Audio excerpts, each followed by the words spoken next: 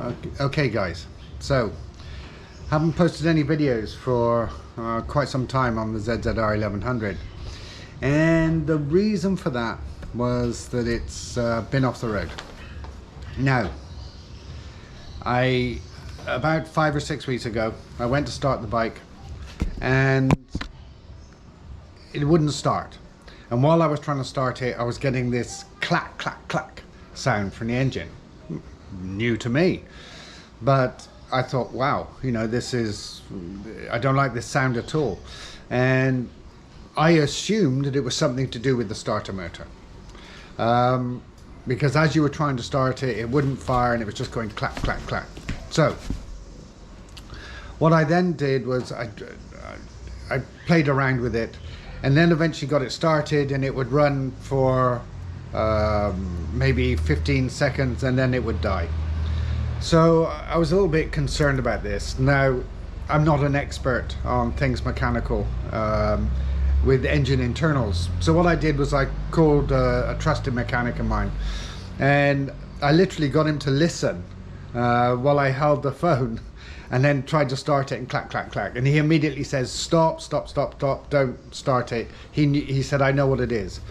So he then came round and he said that it was hydraulic or hydrostatic lock, and I'd never heard of this, to be brutally honest. I'd never heard of it, and I'd never experienced it in my nearly 50 years of biking. And he then removed the spark plugs and we turned over the engine, and fuel, and I mean unbelievable amounts of fuel, jetted out of the spark plug aperture, just like a meter into the air. Amazing amount. And then he continued to clear it, and what happened then was that it actually erupted out of the crankcase breather. And I mean, we're not talking a little bit here, we're talking erupted into the air. Holy hell. I thought, what the hell's going on here? Now, going back a bit, I've always had a bit of a leaky fuel tap. When you turn it to the off, the fuel comes through. And to be honest, it's something I've had quite a lot on ZZR 1100s, and I've never really thought much about it. But in this case, what appeared to happen was I had a full tank of fuel, and I didn't ride the bike for maybe 8-9 days, maybe more. And what happened was the fuel continued to go through down to the fuel pump. The seals on the fuel pump didn't stop the fuel. It then went through the fuel filter up into the carburetors, filled up the carburetors, which then filled up the bores. Now, this was what actually sort of happened. So I'd replaced the seals on the fuel tap about two and a half years ago. The thing is, here in the Philippines we run E10, and it looks like that the replacement seals and such just basically became hard because of the E10, and likewise the seals in the fuel pump and everywhere else. So what did we do? Well, I bought a brand new from Kawasaki fuel tap. Wasn't going to try replacing the old one. I brought a new fuel pump.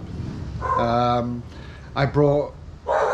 took the opportunity to replace all of the fuel pipes, and then I had to replace every single seal throughout the whole carburetor bank, everything. And all these parts took time to arrive. They had to be ordered from Japan, and you know, it's quite expensive, to be honest, and obviously all the shipping charges from Japan to here and such, because we don't have the ability, unlike a lot of you lucky gentlemen, to go to a Kawasaki dealer and get the spares. So yesterday, on the 4th attempt to get everything right on the bike, finally, Nirvana, everything worked, no more fuel leaking, nothing. But the lesson that I learned: now every time I start the bike I turn the fuel tap off, And I'm aware of this problem. Hopefully it'll never happen again, because I am lucky. If it had happened when the bike was running, or you know, I'd parked up and then jumped on, started and driven off, then if you go on the internet you'll see comb rods bent, engines destroyed. So I was very lucky. Oh, one other thing. When I drained, obviously because I had fuel blowing out of the crankcase breather, obviously the oil was contaminated. It's only been in about a month, or about a week before this happened.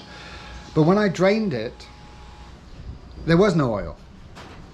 The petrol had broken down the oil. So effectively, the sump was full of, it's like a petrol type substance. And so it completely took away all the oil. So I had to refill it all, and then we put oil down the bores and let it soak in, so that when the engine started, it minimized any potential for damage on the rings and such. But all in all, an interesting, if somewhat expensive, lesson was learned. So just in case any of you on your ZZR, in fact any particularly carbureted bikes, particularly if your country is now moving to E10 and such, and I've heard talk of some countries wanting to move to E15, then you need to be aware of the damage this can have on the seals. I know there's articles on the internet about how serious it can be, but believe me, this totally shocked me. And I was very lucky. So everything is now good, I hope. And I ran the bike just for about 1 kilometer yesterday to make sure everything is great.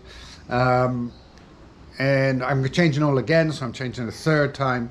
And then tomorrow, if the rain holds off, because we're entering the rainy season here, I'm going to take it for a long run, and then I'll post some video clips from that onto the end of this. So hopefully there'll be more ZZR 1100 videos, but I learned a lesson. Always turn your fuel taps off. Okay, see you later guys. Ride fast. Okay, so as I said in the video yesterday, I'm now going to take the bike out for a ride after the protracted difficulties with the hydrostatic lock and all of the work that had to take place to get the bike working again.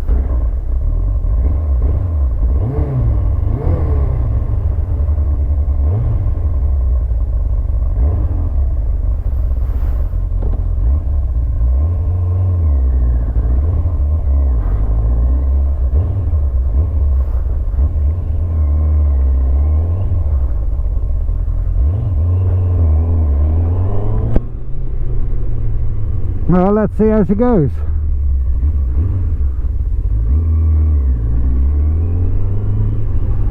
Stuttering a bit.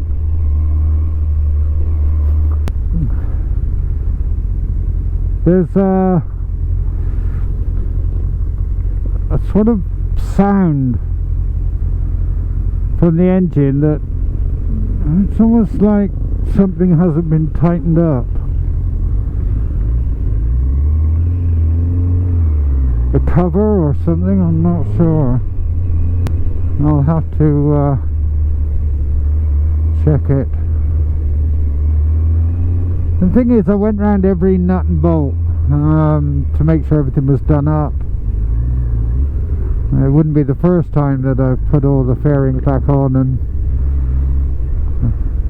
then ridden it and realised that I hadn't done up one or two of them tight enough. But I did go round yesterday and try to make sure that everything was done up. So Also, it seems to be more coming from the airbox area. It's a strange sound. I'm still not totally right.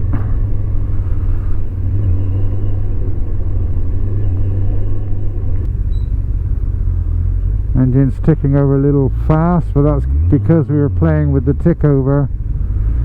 I'll adjust that in a minute.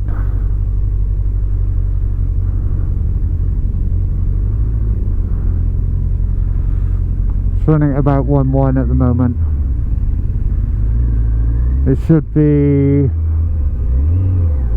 1050. Not too high, but a little. It should be actually 950 to 1050 for tick over, but I tend to have it towards the 1050. It's running a little high at the moment. It's actually, what is it, 1.3 maybe.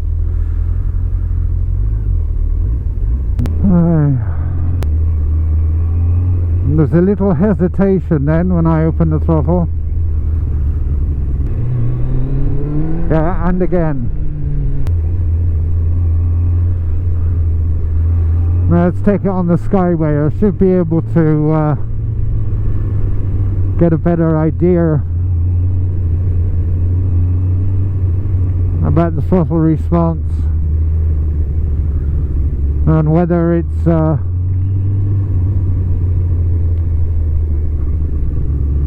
any particular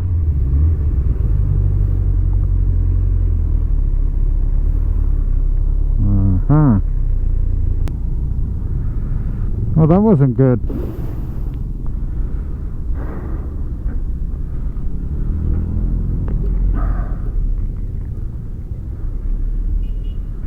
I hope it starts again or I'm in big trouble. So the revs just died. Please start.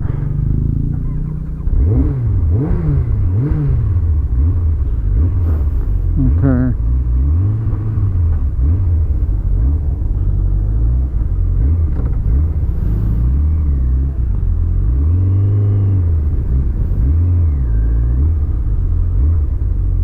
I don't think I'll take it on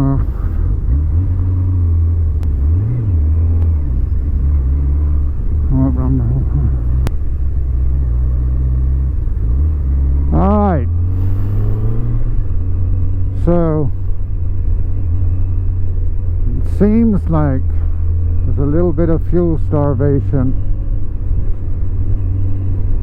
and from ticking over fine it then just died. The revs got lower and lower. Yeah, it's missing all the time now. Like, it's okay under throttle now, but when you roll off, then it was fine.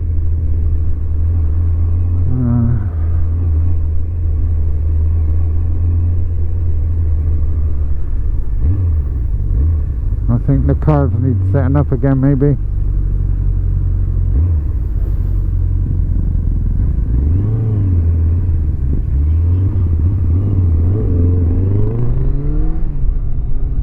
Yeah, it's actually quite difficult keeping it all. It really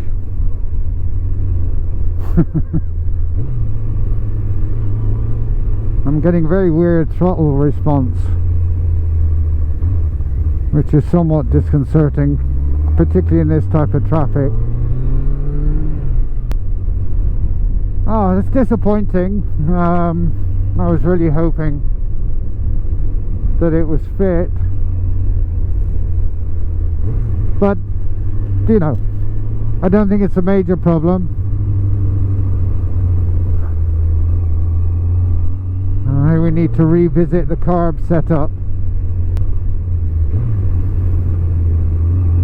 Oh, the horn's not working.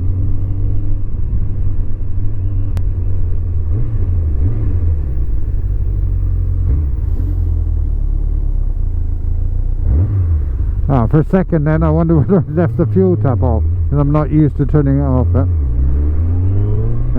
Stutter, stutter.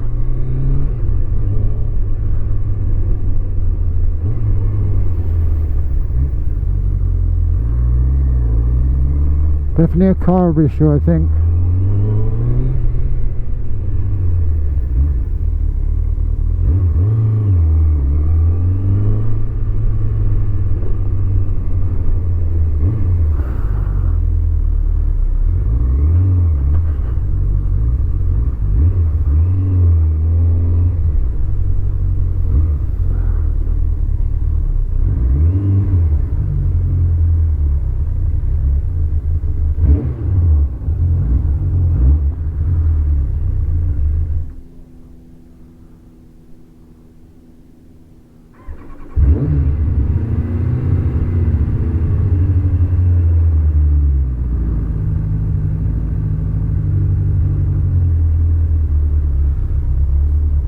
All over. Oh, the revs.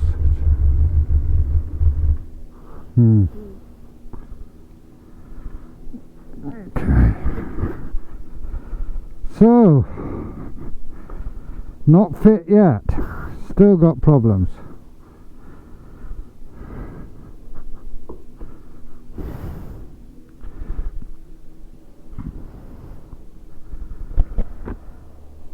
Oh well. Ding ding, round 2.